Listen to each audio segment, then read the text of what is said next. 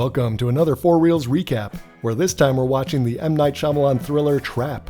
Our movie begins with Josh Hartnett as Cooper, taking his daughter Riley to the Lady Raven concert. In this world, Lady Raven is the hot sensation for all the tweens. Well, they make their way to their seats, but Cooper notices an unusually large police presence.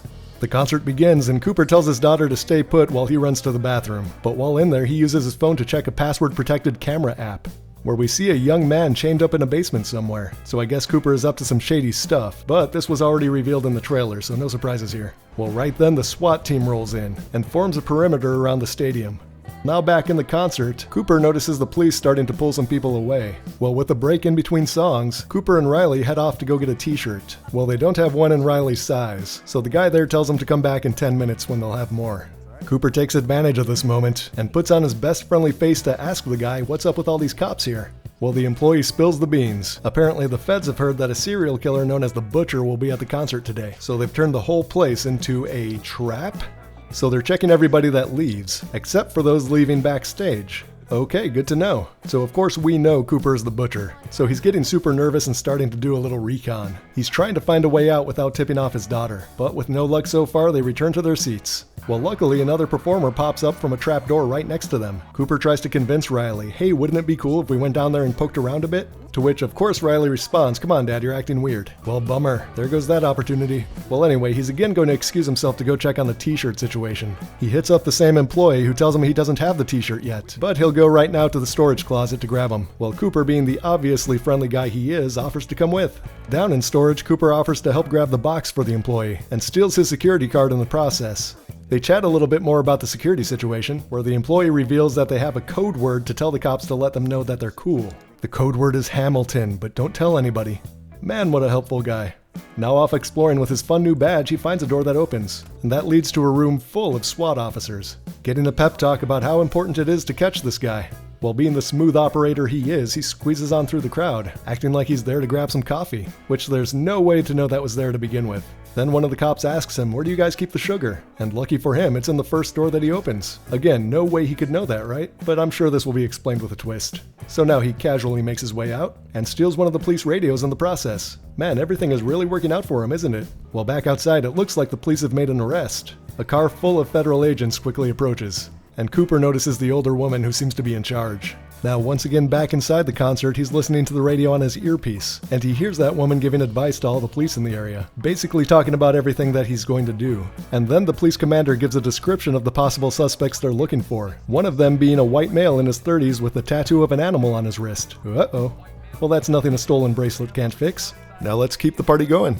Now Cooper tells his daughter he forgot his credit card at the t-shirt stand, so again he's gonna take off. He goes to pull a fire alarm, but right when he's about to, that woman again chimes in on the radio saying that's exactly what he's gonna do, and if it happens, only women and children are allowed to leave. So he thinks better of it and keeps moving. He spots an exit to the roof guarded by a couple of police officers, so decides he's gonna get by them by causing a disturbance.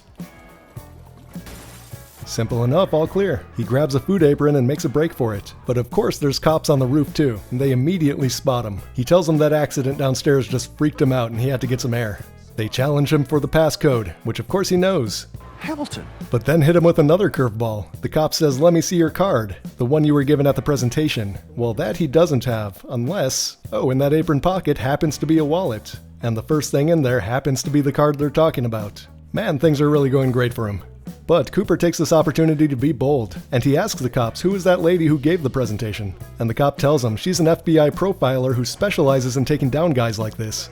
Okay, good to know, back inside. Well, now in the hallway, his daughter finds him. She's worried and says, Dad, what are you doing? You're acting weird. It doesn't matter though, back to the show. His daughter tells him that she hopes she gets picked for the Dreamer Girl song, which apparently is when Lady Raven picks a fan to come on stage and dance with her. And on top of that, then she'd get to go see backstage and everything. Well, there's an opportunity. So Cooper ducks away to talk to one of the staff members, and it's a cameo by the man himself, Mr. M. Night Shyamalan. So Cooper tries to plant a seed by pointing out his daughter and saying that she's just recovered from leukemia. Well, let's see if that pans out. And while we wait to find out, the cops are getting closer. But just in time, who's this? Oh, it's Shyamalan and the Lady Raven crew. Well, guess what, Cooper? Your ploy worked and your daughter's been chosen to be the Dreamer Girl. What a streak of luck for the Butcher.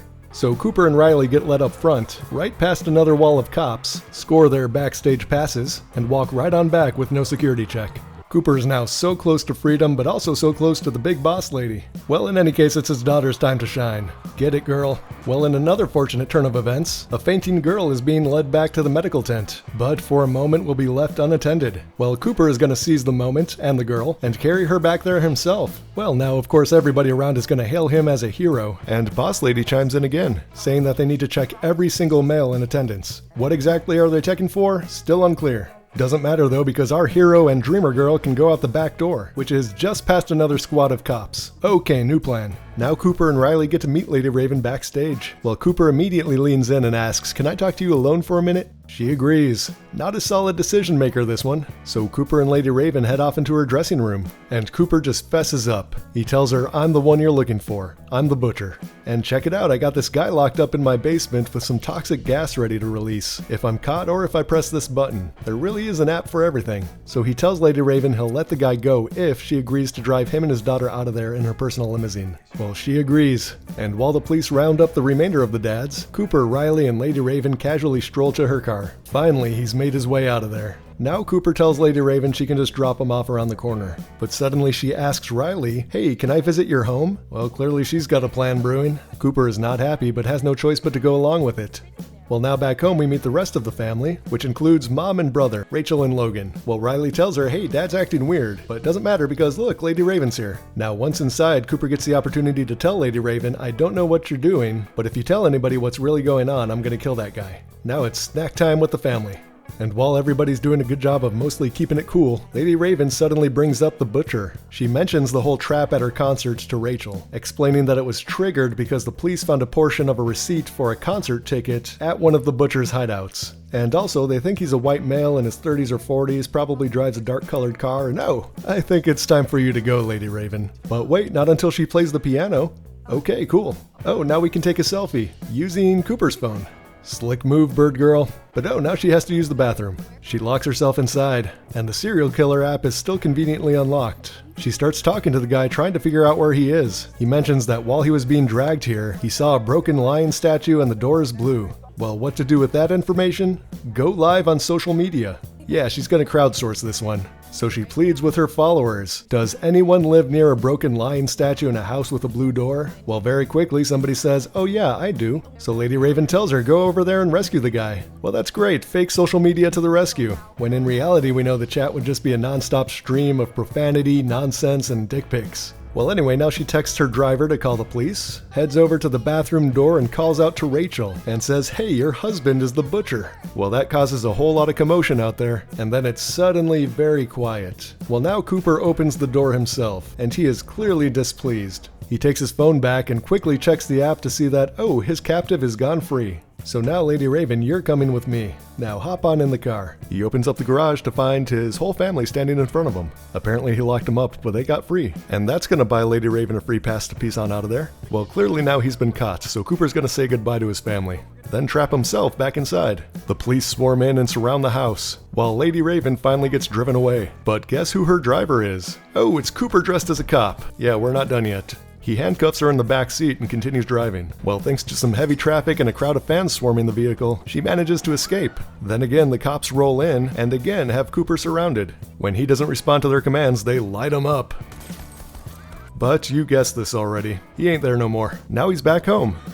And it's time to confront his wife. You see, he has no doubt he covered his trail perfectly, so how could the cops possibly know to set that trap for him? He thinks his wife must have figured something out and tipped them off. And it turns out that is in fact the case. Apparently the wife smelled cleaning supplies on his clothes and saw him lie real convincingly to the neighbors one time. So obviously that means he's a serial killer, and she tipped off the cops, basically hoping to be proven wrong. But she wasn't, and now it's her turn. But hey, before you kill me, how about some pie? Every serial killer's weakness. How could Cooper possibly refuse? So okay then, now we're gonna watch them eat pie, then get back to the killing. But oh wait, the pie has been poisoned, and the cops are standing by to taser him. So now they got him, shirtless, drugged, tasered, on the ground, surrounded by cops with their guns drawn. There's no way he's escaping this one. So now they're gonna handcuff him and throw him into the back of a police truck, with nobody watching him, because why would you? So of course, promptly he picks the lock on the handcuffs. And once again, hands free and very happy, we're gonna roll the credits. For real, that's it. No real twist, unless you count Shyamalan's daughter having a bigger role than expected, and no explanation for the many, many inexplicable lucky moments Cooper had. It's just the end. But okay, that'll do it. If you're still there, thank you for watching this far, and please like and subscribe if you haven't already. Otherwise, I'll see you at the next one.